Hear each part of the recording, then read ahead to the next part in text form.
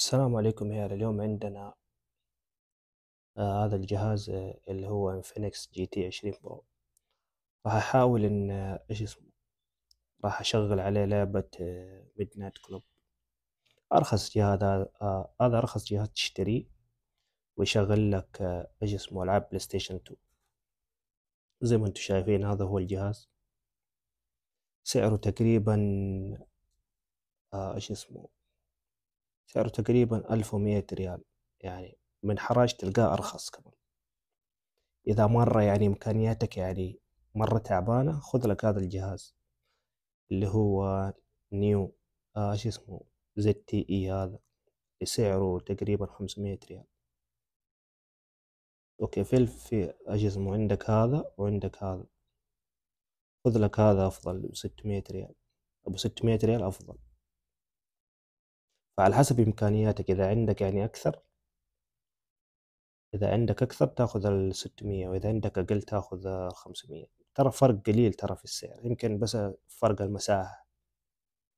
إذا يعني مرة تبى جهاز يعني قوي وتلعب بجودة يعني ممتازة في الألعاب، عندك الجي تي 20 برو، خذه بالراحة، أرخص جهاز هذا في السوق.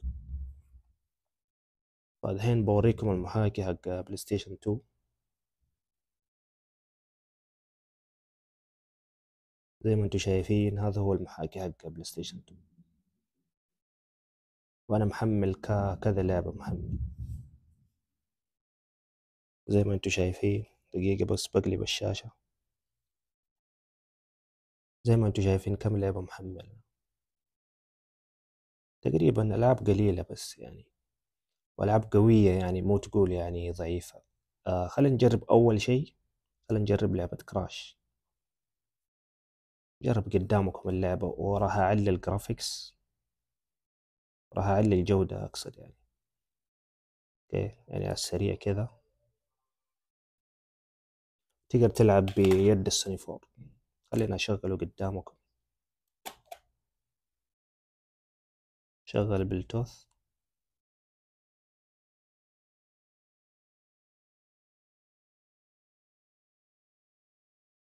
زي ما انتم شايفين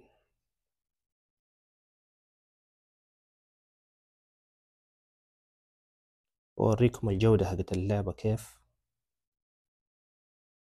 لو أدخل الإعدادات هنا،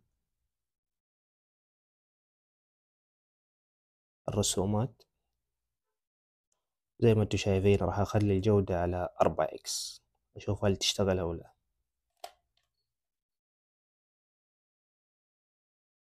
زي ما انتم شايفين شغالة زي الحلاوة، ما في تعليق ما في شيء.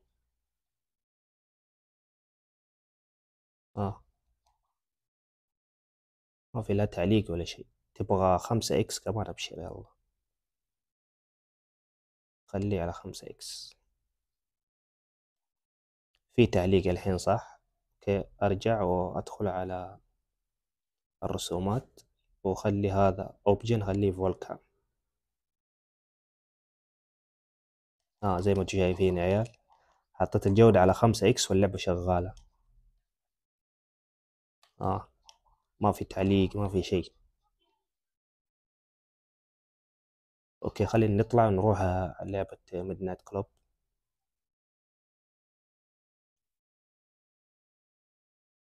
راح ادخل على السريع على التخزين. اوكي ولا خلينا نعيد من البداية، ما في مشكلة.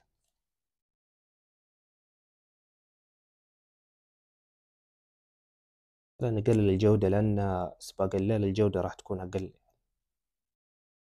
لأن أنا بلعب حطيت اللعب على 60 فريم، علشان كذا لازم أقلل الدقة.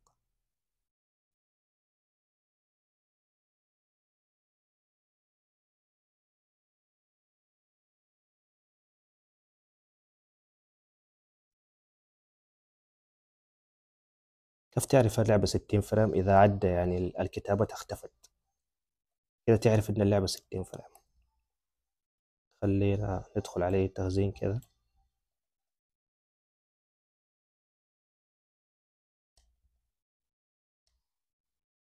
أوريكم على السريع كذا اللعب بس. فهذا أرخص جهاز يا عيال يشغل لك لعبة ميد نايت كلوب 60 فريم يعني.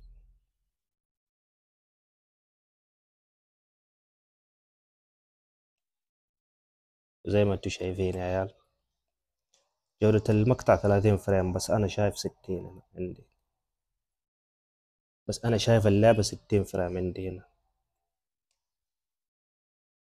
بس في بعض اللاج عشان الجهاز صار حار، فلازم إنك تحتاج مروحة يا عيال. لازم تحتاج مروحة للجهاز لما تلعب بيه.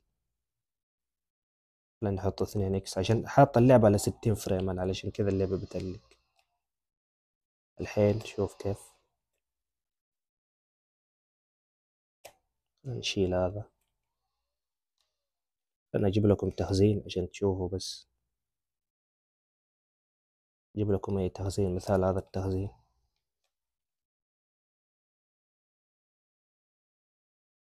اللعبة أنا مخليها 60 فريم يا عيال عشان كذا. فخلينا نطلع ندخل نجرب أي لعبة ثانية. يعني مثلا لعبة جراند. لعبة جراند يعني وينها؟ أنا حاذفها. فالمهم يعني اللي ميدنايت كلوب، اللي ميدنايت كلوب لعبة قوية وشغلها يا عيال. وكراش لعبة قوية برضو وشغلها. فأكيد حيشغل جراند. فالمهم هذا هو الجهاز زي ما انتم شايفين، هذا شكله. فلازم انك تحتاج ايش اسمه، تحتاج ايش اسمه، تحتاج مروحة مع الجهاز.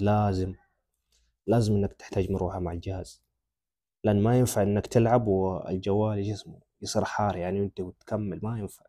يعني نعم اللعبة ما بتعلق ايوه، بس الجهاز يحتاج له هذا. الجهاز يحتاج له ايش اسمه مروحة.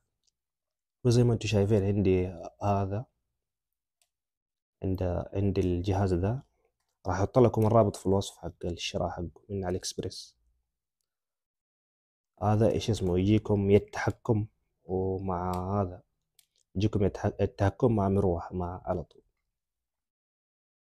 بس تشبك يعني تشبك على جوالك وتستمتع يعني باللعبة يعني. تشبك زي كذا وتستمتع باللعبة. وبس يا عيال، لا تنسوا اللايك والاشتراك، ومع السلامة.